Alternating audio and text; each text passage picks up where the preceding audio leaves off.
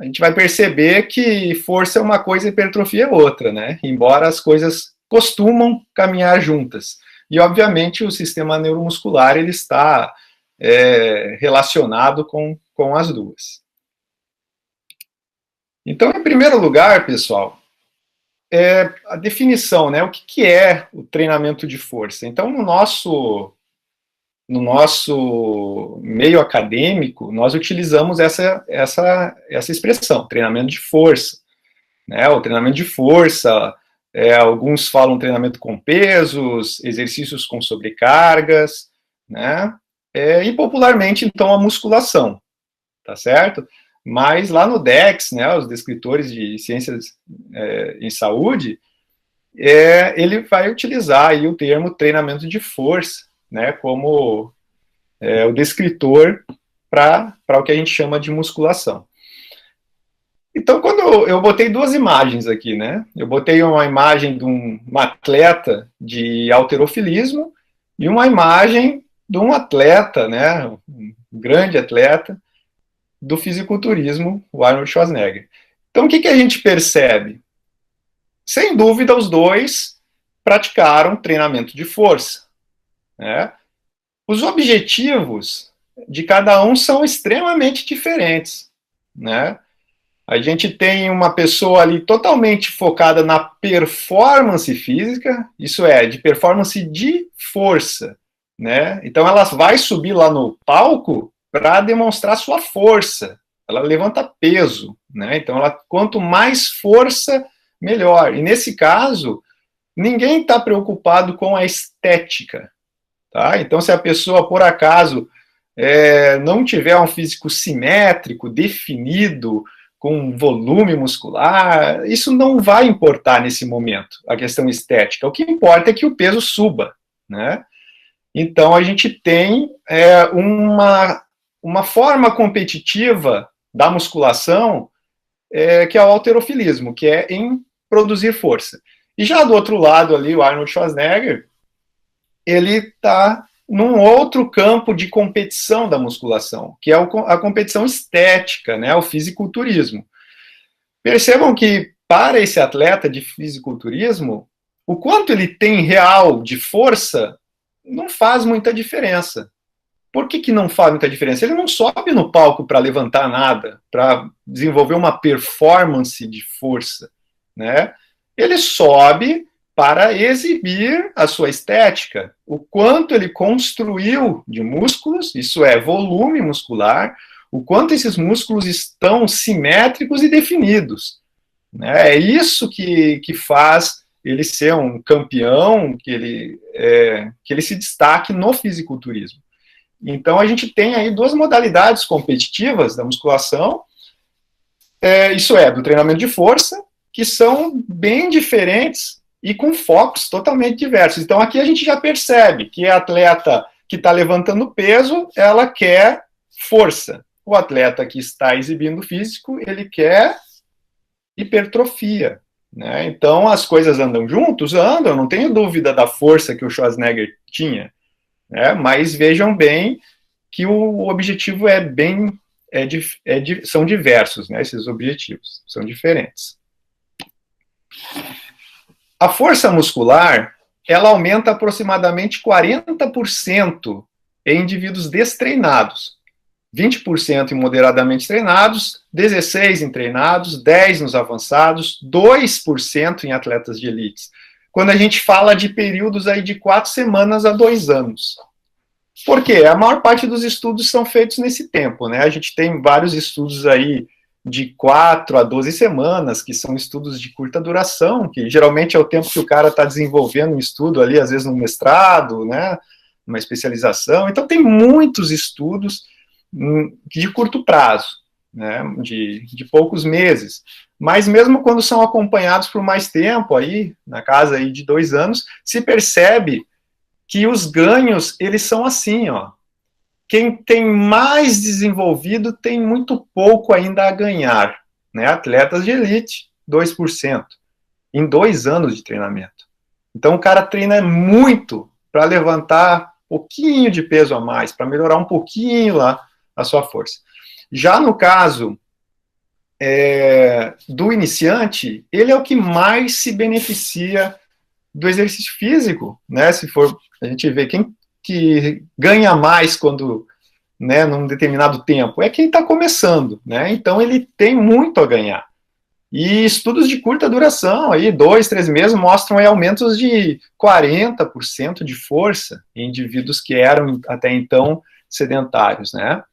Então a gente percebe que quem começa a treinar, embora ganhe 40% de força em um mês, alguns, ele não aumenta 40% de músculo.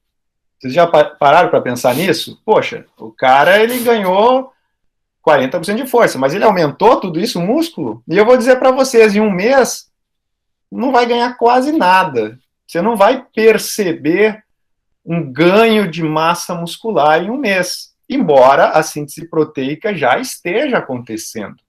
E com 2 semanas de treinamento, isso já é comprovado, né, a síntese proteica. Na verdade, você tem sinalizadores de hipertrofia 4 horas após o treino, né? Então, você treinou, você vai construir músculo. Só que essa construção, ela é microscópica, né? Você não vai conseguir comprovar isso em pouco tempo.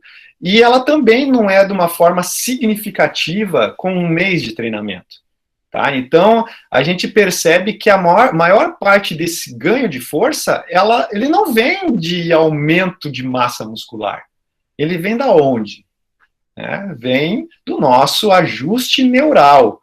Então, nós temos aí um ganho de força neural, de que o nosso sistema nervoso está otimizando a nossa capacidade lá de desenvolver força nos músculos.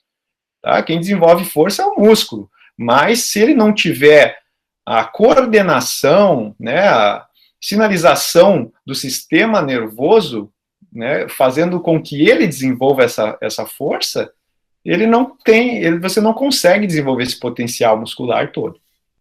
Tá? Então a gente logo aí percebe, opa, não é só a questão do tamanho do músculo que gera força. Tá certo, pessoal?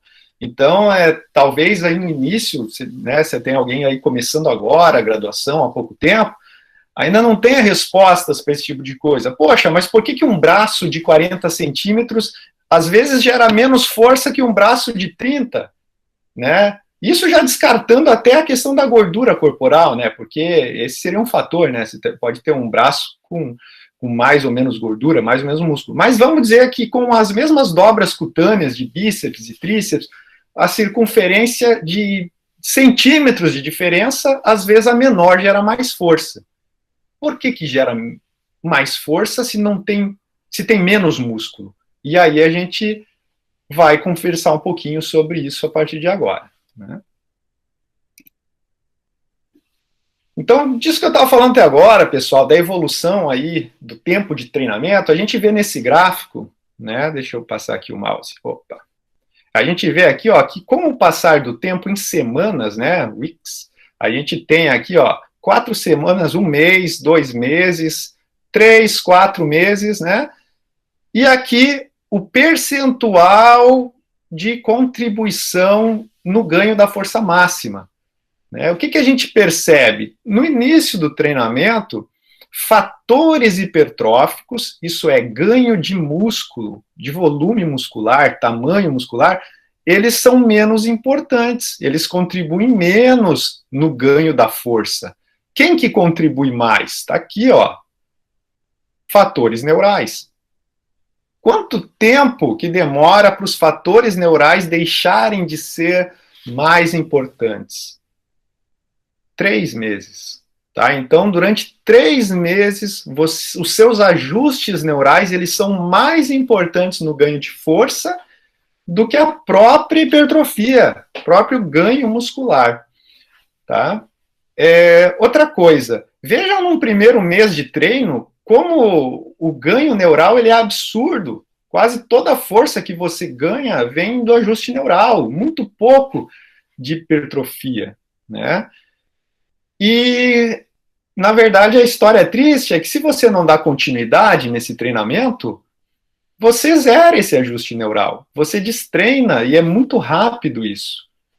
Imagine você treinou um mês, treinou dois, parou um mês, parou dois, você volta da onde? Lá do zero, né? Então você precisa otimizar o seu sistema nervoso novamente, melhorar a sua força. Obviamente, isso acontece um pouco mais rápido para quem já fez anteriormente, né? Mas também é necessário fazer esses ajustes.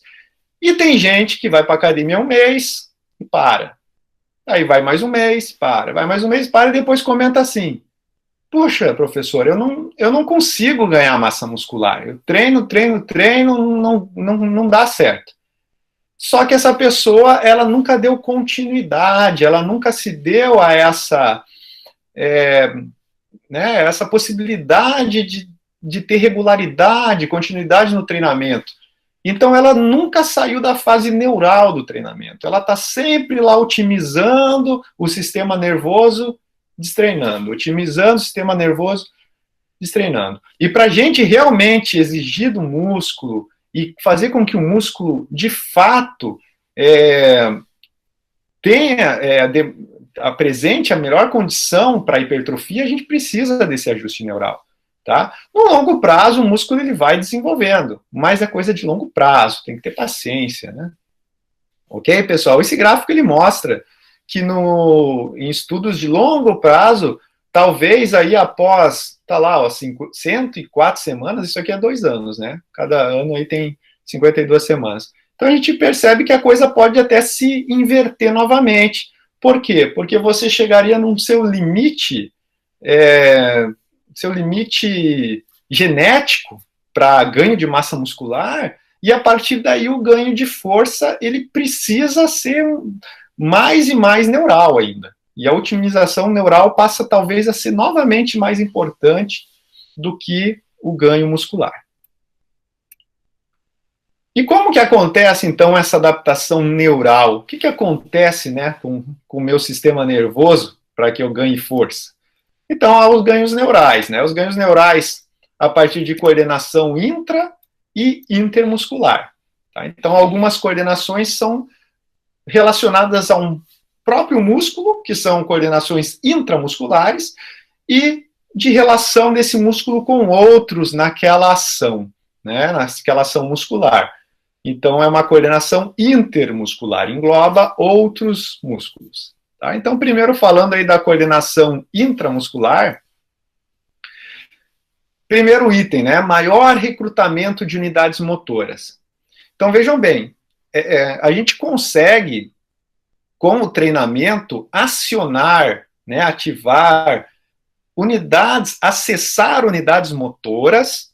O que é uma unidade motora? É um neurônio motor com todas as fibras musculares que ele inerva. Tá? Então, se você tem lá uma fibra muscular com um neurônio motor só que comanda, né? E ele tem 300 fibras musculares. Todas elas são do mesmo tipo, né? Se for uma unidade do tipo 2, lá tem pelo menos 300 fibras musculares, e são as que mais hipertrofiam. Né? Esse neurônio motor, um motoneurônio alfa, ele é um motoneurônio do tipo 2, se as fibras dele são tipo 2. É ele que diz isso. Ele que faz com que essas fibras sejam do tipo 2. E aí, eu não consigo acessar todas as minhas unidades motoras. Isso é, o bíceps, pessoal, ele tem cerca de 200 unidades motoras. Olha só, eu não estou falando que são 200 fibras musculares, né? Cada unidade motora, como eu falei, pode ter 500 fibras musculares. Então, se eu tenho lá umas 200 unidades motoras no bíceps, não é porque eu vou fazer uma força máxima hoje, estando destreinado, que eu vou conseguir recrutar, contrair as 200 unidades motoras. Por quê? Porque o meu organismo ele vai fazer esse bloqueio, ele não vai deixar eu acessar isso, por proteção, né? Proteção do meu sistema neuromuscular. Então, eu preciso proteger, eu posso, de repente, ter uma lesão grave com fibras musculares, né? Células musculares que estão flácidas, que não se contraem há muito tempo. Pois a gente vai ver ali, tem unidades motoras que, para eu acessar elas, eu preciso ter recrutado todas as outras antes. né? Esse é o princípio do tamanho. Então, das 200 unidades motoras que eu falei do bíceps, para eu recrutar número 200, eu tenho que ter recrutado a 199. Para eu recrutar 199, eu tenho que ter recrutado a 198. Então, como que eu vou conseguir recrutar tudo, né? Eu vou ter que recrutar, de fato, todas. Para isso, você está fazendo um esforço extremamente máximo e estando treinado. Então, se você é destreinado, quem aqui hoje fez um esforço máximo? Essa semana, ou esse mês, de realmente exigir o máximo de força? Muitas pessoas nem lembram a última vez que fez uma força máxima. Tentei levantar o carro lá, né? Não lembra do esforço máximo. Então, talvez você tenha fibras musculares lá, unidades motoras, que você não acessa há muito tempo. E elas estão flácidas. E para lesionar elas é muito fácil. Tá? Então, o nosso organismo ele tem uma proteção para isso. Tá? As fibras brancas, né, que são as fibras de contração rápida, o tipo 2, elas são as que mais ficam flácidas, porque elas só são acessadas quando a gente, de fato, trabalho. Já as fibras de contração lenta, as vermelhas, ou do tipo 1, elas já são fibras que são acessadas mais facilmente, porque ó, se eu estou com uma certa postura aqui, né, não estou caído, eu estou contraindo fibras musculares para falar, para me movimentar aqui. Essas fibras musculares são todas de contração lenta, do tipo 1. E aí elas são muito recrutadas, mas elas tendem não à flacidez, elas tendem ao encurtamento. Então eu preciso alongar para que essas fibras não se encurtem. Né? Então, se uma tende a encurtamento, a outra tende a flacidez. Tá? Mas, como eu estava falando, para recrutar as unidades motoras, eu preciso treinar. Eu não consigo desenvolver toda a força que eu posso estando destreinado. Eu não estou falando de ganhar músculo, pessoal. Não tem nada a ver com quanto músculo eu tenho. Tem a ver com eu conseguir contraí-lo, certo? De realmente o meu sistema nervoso permitir que eu recrute todas as minhas unidades motoras. Então eu consigo maior recrutamento com o treinamento. Outra coisa é a melhor sincronização das unidades motoras. Então, em vez de eu estar lá contraindo um músculo, eu acabei de falar de 200 unidades motoras, né? Imagine eu tentando contrair de uma forma sem sincronia, né? Uma forma alternada. Eu não consigo gerar uma força conjunta, né? Eu costumo dar o exemplo de a gente ir lá querer derrubar uma porta. Eu vou lá, chuto a porta, vai outro e chuta a porta. Não adianta. A gente tem que chutar junto a porta. Então isso é sincronização. A gente percebe o aluno iniciante lá na musculação tentando fazer um supino, mesmo sem muito peso, mas com um peso que ele não faz no dia a dia, ele treme. Você vê ele tremendo lá. O que é isso? Né? Não tem sincronização. As coisas acontecem alternadamente. Né? Então, é 1, 2 semanas de treino e ele não treme mais, pelo menos naquela intensidade. Por quê? Porque aquelas unidades motoras que ele acessou e treinou já receberam um ajuste neural. E esse ajuste já faz com que ele consiga fazer um movimento uniforme. Isso aumenta a força, também sem ganhar 1 grama de músculo. Né? Eu consigo aumentar a força. Menor inibição autogênica. Então, o que é inibição autogênica? Eu botei ali o OTG, né? O órgão tendinoso de Golgi. O órgão tendinoso de Golgi, ele está ali no tendão do músculo, né? A gente percebe que ele fica aqui, ó, né? Ele fica aqui em série, né? Com o tendão, com o músculo, tá? E, obviamente, qualquer tensão que é gerada nesse músculo, você gera força, ele vai, por uma via aferente, né? Ele vai informar o sistema nervoso central de quanta força que você está gerando. O seu sistema, ele não aceita você estando destreinado que gere muita força. É outra proteção. Esse órgão, o ATG, ele é inibitório. Por isso que é inibição autogênica. Ele serve só para inibir. Quanto mais sensível ele for, menos força você vai gerar. Porque ele vai informar que esse músculo não pode ser mais contraído. Isso é, você não pode aumentar os estímulos para recrutar mais unidades motoras desse músculo. Então, vai ter um estímulo inibitório né, na verdade. Esse órgão vai fazer com que o seu sistema nervoso central não consiga acessar mais unidades motoras desse músculo, tá? Então, você não consegue. Então, ele está relacionado, esse fator também ao primeiro lá, da maior recrutamento de unidades motoras, tá? Você, por causa do OTG. Tem estudos mostrando aí entre 10, 12% de ganho de força só pelo fato de você deixar esse órgão tendinoso de Golgi menos sensível. Então, se você deixar ele menos sensível, que ele informe menos lá que você está gerando tensão, você consegue desenvolver mais força. Entenderam? Você não precisou ganhar músculo para isso. E você aumentou a sua força. Tá? Se você conseguir inibir isso quase totalmente, você gera muito mais força. Tá? Aqui nessa outra imagem, eu coloquei aqui, né, que a gente precisa gerar forças de moderadas a máxima para conseguir recrutar as fibras do tipo 2X lá, por exemplo. Essas fibras são as que mais ficam flácidas, são fibras extremamente sedentárias em quem não é atleta, em quem não faz força, porque a gente precisa de altas intensidades para ativá-las, tá? E mais, né? Essas fibras, elas são as que mais hipertrofiam. Então, se o objetivo é ganho de massa muscular, esses trabalhos leves a moderados, que são excelentes para a saúde, mas para volume muscular não são, né? Porque eu vou precisar recrutar unidades motoras que mais hipertrofiam, que são essas do tipo 2, né? E especialmente também aquelas que, se estão flácidas, muitas vezes ficam meio atrofiadas essas fibras, né? E elas têm muito a crescer, por isso podem dar um bom volume muscular. Mas precisa trabalhar aí acima de 80% da sua capacidade de gerar força. Se você trabalha menos que isso, né, o seu objetivo não é hipertrofia. Coordenação intermuscular. Então, a gente está falando agora da coordenação entre músculos. Não, eu estava falando até agora só do músculo, né? Por exemplo, o bíceps, eu estava comentando dele. E como eu inervo esse bíceps. Agora eu estou falando da relação do bíceps com outros músculos. Tá? Então, o que é uma coativação?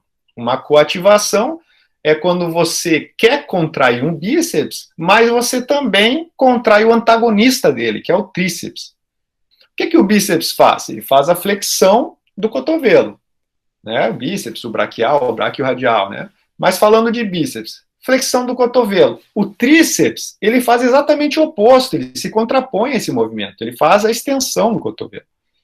Logo, se eu quero gerar força flexionando o cotovelo, eu preciso relaxar o tríceps. O tríceps, ele é contraproducente, né? Ele acaba atrapalhando a geração de força do bíceps. Porque se eu tenho capacidade de gerar 30 quilos para cima, mas gero, por exemplo, estou ativando um pouquinho, meu tríceps gero 5 quilos de força para baixo, sobra, na verdade, 25 para cima. Então, eu preciso relaxar o tríceps. Aí vocês pensam, mas como assim? Eu quero levantar o peso, por que eu vou contrair o tríceps?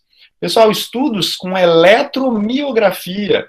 Você bota lá os eletrodos no bíceps, bota lá no tríceps, e aí você vê sinal elétrico de ativação. Você faz a força para cima, né? Você levanta uma barra aí, uma rosca direta na musculação, e aí você vê o bíceps com sinal elétrico. Opa, estou contraindo o bíceps. E adivinhe, o tríceps também, mesmo fazendo força para cima. Com o treinamento, esse sinal elétrico no tríceps, ele vai diminuindo. E ele pode diminuir até 20%. Isso é, você pode ganhar 20% de força, né, numa ação muscular só pelo ajuste intermuscular, fazendo com que o seu músculo antagonista ele relaxe. Então, no sedentário, o cara faz uma rosca direta, a ação do tríceps é muito grande. Já no treinado é bem pequena. E assim vai, né? Conforme o treinamento vai avançando, você ativa menos, tem essa coativação menor. Tá? Até botei a imagem ali, né, do bíceps, o braquial, que são músculos agonistas na flexão do cotovelo, e você vê lá o tríceps em vermelho, que é um músculo antagonista, e em verde nós temos aqui o bráquio radial. O que que ele é? Ele é um motor secundário, né? O motor primário é o agonista. Ele é um sinergista, isso é, ele ajuda o movimento. Ele também tem uma função importante na flexão do cotovelo, embora não seja o motor primário.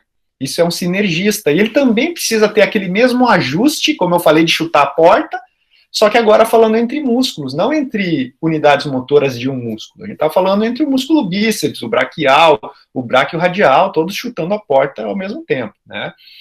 E os músculos fixadores, né? Então aqui a gente vê, por exemplo, a musculatura do abdômen, do core como um todo, lombar, estabilizando paravertebrais, né? Estabilizando o tronco, para que eu possa fazer um movimento. Eu estabilizo o tronco aí num plano frontal, para que eu possa fazer um movimento num plano sagital.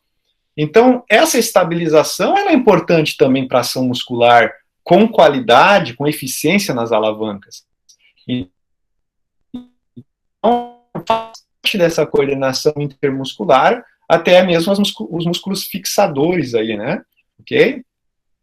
A gente até agora estava falando, né, aqui dos ganhos por motivos neurais, né? Como que a gente ganha força por ajustes no sistema nervoso. Agora, então, eu vou falar como a gente ganha força por questões musculares, né? Então, o músculo, ele aumenta de tamanho, sem dúvida, né? Claro que isso, como eu falei, é um processo longo, lento, tá? E isso se chama hipertrofia muscular. Isso é, você aumenta o tamanho de cada célula muscular. A sua célula muscular, que é a fibra muscular, ela aumenta de tamanho. Isso se chama hipertrofia, né?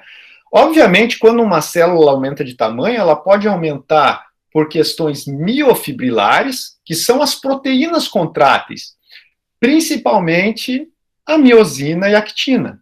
Tá? Então, assim, pessoal, esse assunto ele é infinito, né? A gente vai, de uma forma aí, geral, reduzir aqui a ideia, né? Mas você tem lá, né, as proteínas contráteis, né, as miofibrilas, e quanto mais proteína contrátil você tem lá na sua célula, na sua fibra muscular, você vai conseguir gerar mais força, você vai aumentar a proteína contrátil. Mas também você pode aumentar o volume de uma célula aumentando as reservas, isso é, água, glicogênio muscular. Então você consegue aumentar um volume muscular com reservas. E isso, obviamente, também é hipertrofia, porque você está aumentando o tamanho da célula. Só que esse aumento de água e de reservas não vão gerar a força que o aumento das proteínas de actina e miosina vão gerar. E aí você pode ter um baita do músculo enorme, com muita retenção de água e glicogênio e tal, que é bonito, mas não é tão funcional. Né? Tem muitos esteroides anabólicos que fazem exatamente isso. Eles proporcionam uma retenção muito grande. Só que quando você tira esse estímulo do esteroide anabólico, o cara murcha que nem um balão depois. Ganha 10 quilos e depois vai embora os 10 quilos. Por quê? Porque toda essa retenção que causava das reservas, né, olha só, pessoal, as reservas elas são interessantes.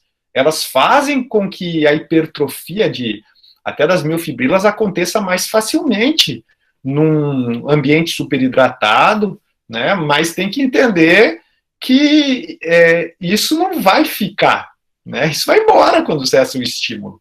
Até mesmo miofibrilas, no momento que você não tem um treino com a mesma intensidade, o mesmo aporte nutricional que é gerado também pelos esteroides anabolizantes, você não consegue manter toda aquela proteína lá, tá? Então a coisa vai indo embora. Mas a água e as reservas vão na hora, vão que em uma semana foi, né? Então a gente não pode dizer que isso não é hipertrofia. Isso é hipertrofia, mas é uma hipertrofia de reservas, né? Então, nós, como eu tinha comentado antes, nós temos uma síntese proteica evidente em 4 horas pós o treino. E com relação à hiperplasia, o que é hiperplasia? Já não é um aumento do tamanho da célula, é você dividir essa célula em mais células, né? Então eu vou ter mais unidades, mais fibras musculares, eu vou aumentar o número de fibras musculares e não o tamanho da fibra muscular.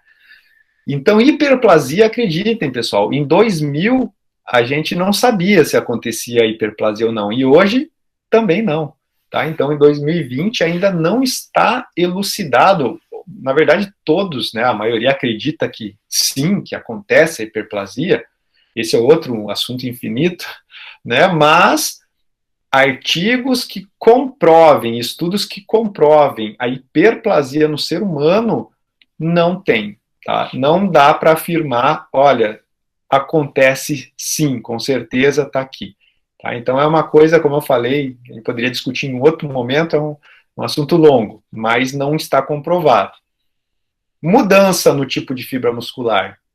Isso, talvez nos anos 90 acreditava-se que existia, que a sua fibra muscular tipo 1 poderia se tornar uma 2, ou a 2 uma 1, dependendo do seu treinamento, se fosse mais aeróbio, né, do tipo 1, mais anaeróbio, tipo 2, mas isso não acontece. Tá? Isso hoje está muito claro. Por que não acontece mudança no tipo? Porque o tipo depende do seu neurônio. Você não troca o seu neurônio. O seu neurônio é tipo 1, é tipo 2, ele vai definir. Então, se você nasceu para corrida aeróbia, você vai ter resistência aeróbia. Se você, com muita fibra tipo 1 e outras coisas relacionadas, né? Mitocôndrias, enzimas, etc. Se você tem fibras musculares do tipo 2, mais fibras do tipo 2, então, obviamente, você nasceu para velocidade, para potência.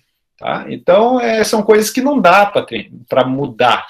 O que dá para fazer é um ajuste. Né? Então, por exemplo, a fibra 2X, ela se torna uma fibra 2A. Como que isso acontece? Ela deixa de ser branca e fica rosa, né? Sendo que a 1 é vermelha. É porque ela aumenta a capacidade aeróbia, né? Ela se torna mais resistente, ela passa a trabalhar com oxigênio, aumenta a mioglobina nela, que dá esse pigmento rosa lá, vermelho, não tipo 1. Então, assim, a gente consegue ajustes de deixar a nossa fibra 2 mais resistente, a gente consegue ajustes de deixar a fibra 1, né, mais capaz também de se suportar condições anaeróbias. Mas a gente não consegue, elas inclusive hipertrofiam as fibras 1 também, né, elas também se tornam mais fortes. Mas a gente não consegue transformar uma fibra 1 e 2 em 1, tá? Elas nunca vão perder essa natureza principal. Tá? E o nosso músculo é conforme, tem aqui essa imagem desse corte transversal, né? É o tabuleiro de xadrez, né? Ela tem lá todos os tipos de fibras musculares. Tá? Então esse também é um assunto bem longo. Aqui eu botei uma imagem lá do meu livro, né? Então a gente vê uma ilustração aqui de uma fibra muscular, né? Uma ilustração, um desenho que eu fiz, né? De uma fibra muscular. E a hipertrofia miofibrilar, que seria o aumento do tamanho e número de proteínas contráteis, e uma hipertrofia sarcoplasmática, que a gente continua com a mesma quantidade lá de proteínas contráteis, mas com mais reservas, e essa fibra também aumenta de tamanho. E muitas vezes, na hipertrofia miofibrilar, a gente não consegue o volume que a gente consegue na sarcoplasmática, mas ganha muita força. E aí eu ia falar para vocês naquela hora, por isso que o braço de 30 centímetros, às vezes ele é mais forte que um braço de 40. E a pessoa não consegue entender, mas olha o tamanho do músculo do cara, mas tem muita água, muito glicogênio ali. E o outro lá é muito bem treinado, tem muita proteína contrátil. Fora tudo que a gente falou do sistema nervoso, tá? Então você pode ter um baita de um braço e aquele braço não ter a otimização neural necessária. Aí você vai falar assim, mas como que o cara não tem a otimização neural necessária se o cara ele tem lá um físico muito desenvolvido, um braço grande e tal? Como que ele não tem uma otimização neural? Por quê? Porque os esteroides, eles vão direto na sinalização, são mensageiros químicos, que fazem com que aquele músculo se desenvolva sem a otimização neural adequada. Tá? Então, entendam que a gente pode aumentar aí o volume muscular, né, mesmo sem otimização neural adequada. Tá? Então, vejam que por isso que eu estava falando, a otimização neural ela é mais importante no ganho de força, muitas vezes, do que o próprio volume muscular. Ok? Em treinamento, né, quando a gente busca a força ou a hipertrofia, obviamente as ações musculares serem concêntricas, isométricas e excêntricas, elas fazem muita diferença. Por exemplo, se eu quiser focar meu trabalho no ganho de força, qual dessas ações elas vão ser mais importantes, né? Obviamente, aquela atleta de halterofilismo, ela precisa levantar aquela barra. O que faz aquela barra subir são as ações concêntricas. Então, ela precisa de força dinâmica, de força, porque a isométrica desenvolve muita força, mas sem movimento. Aquela atleta, ela precisa levantar a barra, precisa de ação dinâmica e concêntrica.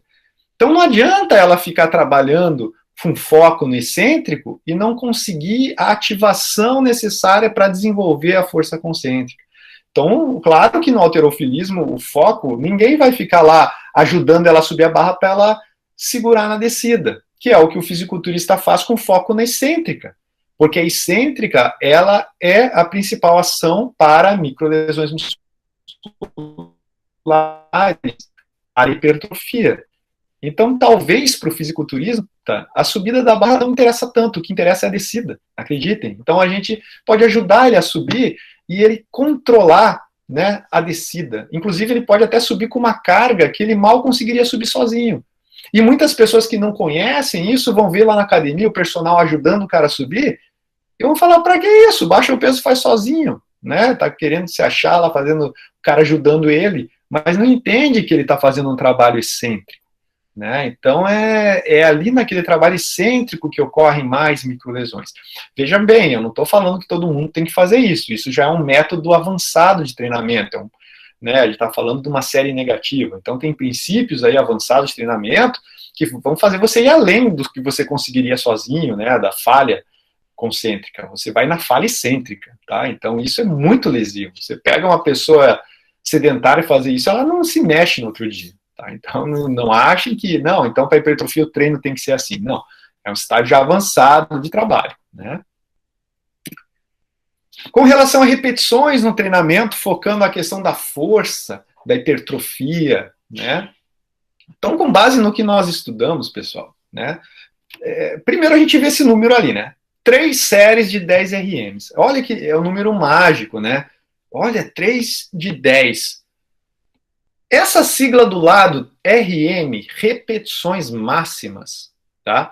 Isso primeiro tem que ficar muito claro para todos nós, né? Eu não estou falando 10 repetições, eu estou falando 10 repetições máximas. Tem diferença? Muita. Se eu fizer 10 e poder fazer 11, poder fazer 15, poder fazer 20, eu estou fazendo 10 repetições. Eu poderia fazer 30, mas eu fiz 10. Tanto que tem pessoas que fazem com uma carga que dá para fazer 30, mas faz só 10, e aí não precisa fazer aquele intervalo de 1 minuto, 1 minuto e meio, e faz um intervalinho lá de 5 segundos e quer já fazer, porque está muito leve, né? E aí daria para fazer 30 de uma vez só, né? Então nem... Para que aquele intervalo, na verdade, né? Mas quando a gente fala de RMs, repetições máximas, a gente está falando de fazer 10 movimentos e não conseguir fazer o 11. Tentar fazer 11 e não consegue. Isso são 10 RMs. Então, desse tipo de repetição que eu vou falar agora, tá? Repetições no limite, até a falha.